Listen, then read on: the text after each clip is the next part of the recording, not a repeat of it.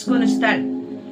కష్టముతో బ్రతుకుతున్న మనము, సహాయము లేకుండా బ్రతుకుతున్న మనము, ఆదరణ లేక బ్రతుకుతున్న వారందరినీ కూడా ఆయన మరి ఇరుకైన స్థలములో నుండి విశాల స్థలమునకు తీసుకొని వచ్చే దేవుడై ఉంటున్నాడు. నీ జీవితాన్ని ఒక్కసారి ఆయన మార్చబోతూ ఉంటున్నాడు.